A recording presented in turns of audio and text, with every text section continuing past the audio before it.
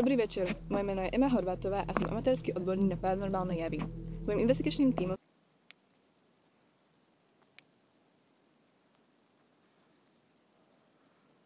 sme sa vyskytli na jednom z najzáhadnejších miest na západnom Slovensku, pohorie pod hradom Gimeš.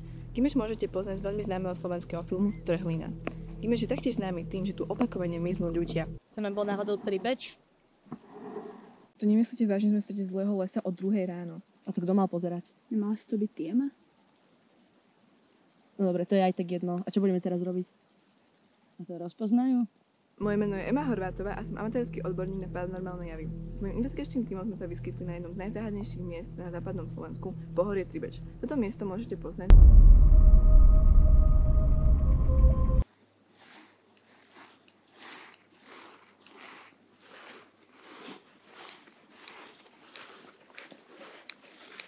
Kapal mi oheň.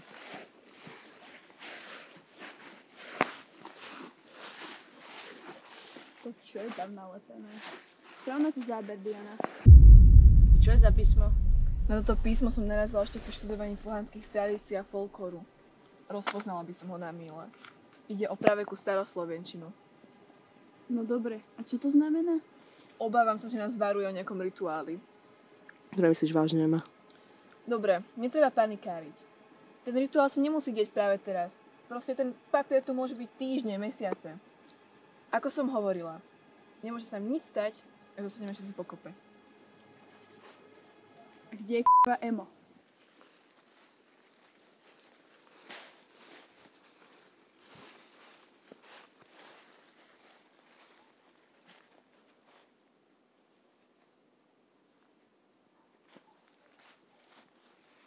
Čo ti Toto nie je normálne. Mali by sme sa otočiť a ísť domov, nie ešte hlbšie do lesa. Ježiši Kriste, Diana, od rana sa iba sťažuješ. Keď sme sa sem drbali 3 hodiny, neodídeme bez toho kontentu. Vieš, prečo sa furt sťažujem? Pretože sme sem išli v strede noci do lesa a ešte aj nevieme, kde sme. A čoho sa tak strašne bojíš? Že na teba vybehne nejaký úchylný bezdomovec? No nie, ale medveď možno? A ešte sme sem museli ísť aj v zime. Nemohli sme sem ísť cez leto, keď bolo vonku 30 stupňov. V lete tu nestraší. Oh nie. Čo zas, Ema? Pozrite na tie symboly. To sú tí symboly z toho plagátu. To nie sú len tak nejaké symboly. To je znak pohanského démona Košia, ktorý potreboval svoje obete upálené zaživa. Aby bol uspokojený. Obávam sa, že sme blízko niečoho nekalého.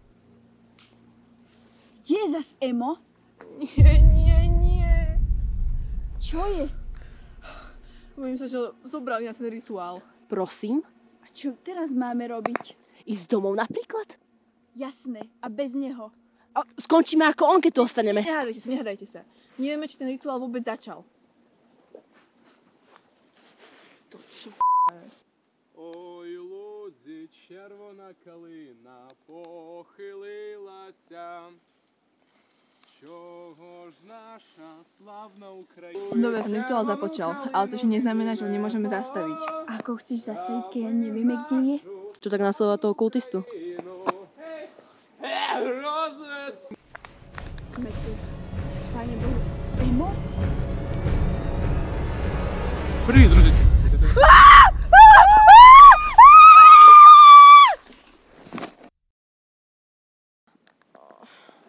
A vy ste už na čisté Emo, ty žiješ? Jasné, že žijem, však som on hľadal oheň. Musel si hľadať oheň jak nejaký domorodec. Ja mám oheň pri sebe. Čo ti tie špiny urobili? Také špiny, tak ich už nemôžeš volať, už začali platiť dane. Merci.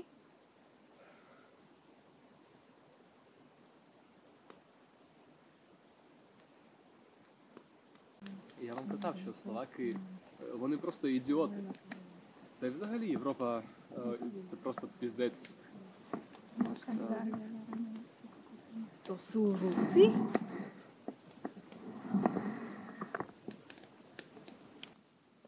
Palenie scenára.